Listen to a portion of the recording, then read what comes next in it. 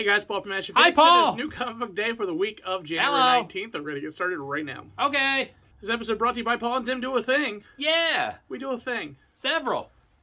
Quite a bit, actually. We have a lot of content going out this week. If you love baby metal, Yeah. this is the week to tune in. Sure is. Hey guys, it's Tim from Games and Scowls, the comic book store, Team Ashen, and Paul and Tim Do a Thing. We do some things. Today, it's about these trades. I've got Chew, Volume 2. I like that rhymes. Paul loves Chew, right? That was a good series. Yeah. We got Minecraft. This is Volume 3. I sell these like all the time. Kids love these, so there's got to be something there. We got the Crime Syndicate. This is that mini-series from a little bit back. This is Andy Kubert. No, Andy Schmidt. Just making up wrong Andys. Whatever. It's the Crime Syndicate. It's Evil Justice League. You love it. Amazing Spider-Man. Beyond Volume 1. Anyways, keeping any of these things straight is impossible. This contains issues 75 to 80 of the most recent run, which I think is the start after Spencer. Yes. Sounds correct. We got Reign of X, Volume 8. I hate these things still. I still hate them, Paul. I hate that they come out like this. I think it's terrible. I wish it wasn't a thing. It clogs my trade bin. It's awful, Paul. It's terrible. And no one buys them. And I keep ordering them. What is that? Transformers, Back to the Future. I remember reading this quite some time ago. I guess this got delayed, maybe? I don't know what happened here. But this was a very cool, interesting kind of combination. We got, no, we got to end with that one. Compass, volume number, I think Volume 1. A lot of people have been raving about this book. I am not as familiar, but I think I'll check it out at some point because I keep hearing such good things. And we got to end with Butts in Seats, the Tony Schiavone story, because it's about wrestles. And it's called Butts in Seats, which is awesome if you know wrestles. And Tony Schiavone was an announcer for WCW. He famously said about Mankind's world title win that they spoiled on the air, that'll put butts in seats. And that's when they first lost the ratings war. Look it up, kids. It's great. Tony Schiavone. He's in AEW now. First up, we have Silk Paul! issue number 1. All right, I'm done. It's no Silk comic. It's more of the same. It's like, if you like Silk, you'll probably like this. There's really not a ton to write home about. It's basically just, the first part of it is just kind of recapping and resetting the stage as to where Silk is going. And then we have new things coming from Korea that are evil life-sucking monsters of some kind. So, yeah. If that appeals to you, or if you just like Silk, more of the same, grab it. All right, first up from me, I've got Silver Surfer Rebirth. This is a new issue 1. I assume it's a mini-series, but maybe not. Who knows? This is a very strange story, and I'm very confused, but in a good way.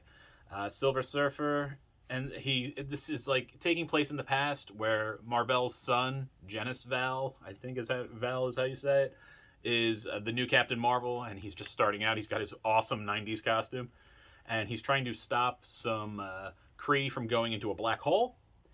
And he is almost doing it, and he feels like he's going to fail, and the Silver Surfer shows up and helps him. And he's kind of just like, hey, what was my dad like? Like, they're helping these people out and kind of having a talk. What's interesting is, amid their talk, they go through something, they get blasted by something, it's not super clear, and Genis Val turns into actual Mar-Vell. And it seems like an alternate timeline kind of thing, because he does mention surviving his cancer, which is not what happens in the comics. He does die from it. So, very bizarre story, very weird. Is the Silver Surfer transported to some other place? Did he hit his head? Is he sleeping on Doctor Strange's couch, like Infinity Gauntlet? Who knows? But it was just very interesting, so check it out. Next up, we have Ben Reilly, Spider-Man, issue number 1. Also, more of the same. If you like Ben Reilly, you'll probably like this. It's the same thing. It's basically half of it is setting up what has come before, just in case you haven't read Ben Reilly, and then I don't quite know where this is supposed to be going. It's basically just Ben Reilly trying to carve his way back into New York and figure out his place in the world, because I guess it's been upended twice, and now he's supposed to be the real Peter again, even though he wasn't the Peter before, and then is the Peter, and then now not the Peter, and I think he's the Peter again. So, Your review's petering out. yeah. So is Ben Reilly content. It's not that bad. It's a good story. It's just, like, it's been retread 100 times. I don't know really where this is going to be going. So, if you love Ben Reilly, go for it. If you don't, you can skip it. Next up, we've got the Crimson Cage, issue 2, because wrestles, Paul. I love wrestles. This is, again, some voodoo kind of deal with the swamp devil kind of thing going on. And, you know, your top local contender has taken out the Ric Flair of the world. So he was treated poorly, and he said, if you don't like it, come to my hotel room. He does, and some awful, awful things happen. And then the repercussions of it. It is very much a classic kind of story where you kind of have the whole monkey paw kind of thing, like cause and effect. You're going to get what you want, but not the way you think you want it. And the homages to real wrestling and certain characters looking like other characters and they're being from big wrestling towns. Everything in this is really good. You can tell that they enjoy wrestling. The art is gross. The art is super gross at times, and I really appreciate it. I was very surprised by how graphic it gets. I enjoy this. The very last couple panels I loved. It made me want to read this even more. I was already in, but yeah, check it out. Even if you don't like wrestling, I think you could enjoy this.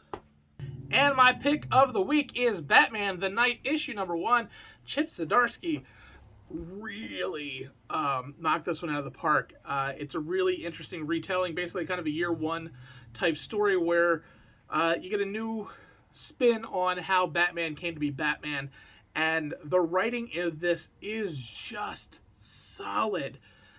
Chip Zdarsky does just a great job. If you're not used to his serious storytelling, this will be a breath of fresh air because, like, it's just that good. The art is spectacular, and it's basically just Batman giving you an idea of where he came from and giving you kind of a reimagining, not necessarily like it's not an Elseworld tale or anything like that. It's just more of the same that you can get from a Batman origin story. And this will be a 10-issue mini or maxi, whatever they call that. Maxi. And yeah, I highly recommend this book. I was sold on it pretty early on, and yeah, I want to see where it goes. So definitely grab it. All right, time for my pick of the week. Paul, what's the pick of my week?